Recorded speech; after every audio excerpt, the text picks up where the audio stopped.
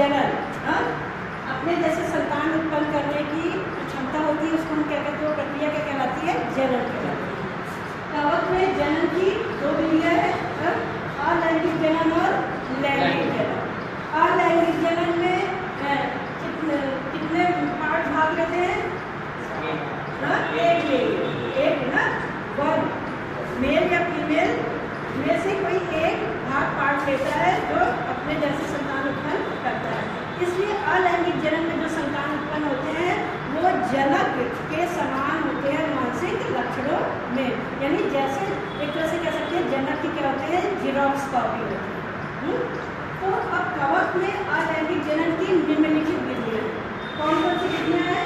पहला है फ्रेगमेंटेशन यानी विखंडन विधि, बडिंग यानी मुकुलन विधि, बाइनरी फिजन यानी विखंडन विधि, बाई स्पोर्स यानी एक कुछ विशेष संरचना बनती है जो नए कवक की उत्पत्ति करती है। कि हम लोग आएंगे, सबसे पहले देखते हैं फ्रेगमेंटेशन या विखंडन विधि।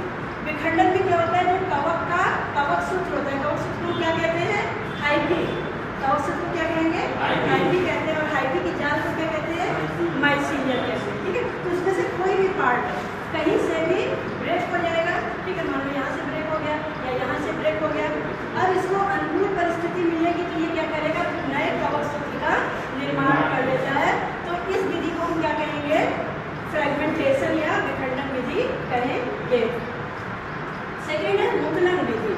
मुकुलन में क्या होता है, जो एक कवक का उदाहरण है ईस्ट, एक कोशिका कवक का उदाहरण क्या है, ईस्ट। ठीक है, ईस्ट में क्या होता है कि कोशिका पे धीरे धीरे कहीं पे आउट ग्रोथ हो जाती है, ये आउट ग्रोथ होती है, ये बड़ी होती है, क्या होती है, कोशिका से अलग हो जाती है, और कोशिका से अलग होकर फिर नए ईस्ट का निर्माण करती है। और इस तरह ये आउट ग्रोथ कई सारी हो सकती है, जरूरी नहीं कि एक ही हो, ये कई सारी हो सकती है, और सब ब्रेक होकर फिर अलग ईस्ट का निर्माण करती है। तो इस विधि को क्या कहा जाएगा, मुकुलन विधि या बड़ी विधि। ठीक है, बाइनरी फिजन याद रखो, विखंडन विधि। ठीक है, फ्रेगमेंटेशन अलग है और बाइनरी फिजन अलग है।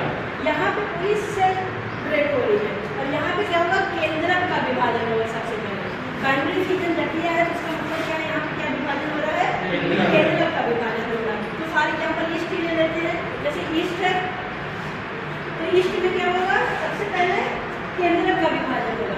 एक केंद्रक से कितने केंद्रक का निर्माण होगा, दो केंद्रक का निर्माण होगा। जब केंद्रक का निर्माण हो जाएगा फिर उसके बाद कोशिका द्रव्य का विभाजन होगा। कोशिका द्रव्य का विभाजन होगा, धीरे धीरे चारों ओर इसके सेल वॉल हो जाएगी और सारी संरचनाएं आ जाएंगी। तो इस तरह एक ईस्ट से कितने ईस्ट का निर्माण हो जाएगा, दो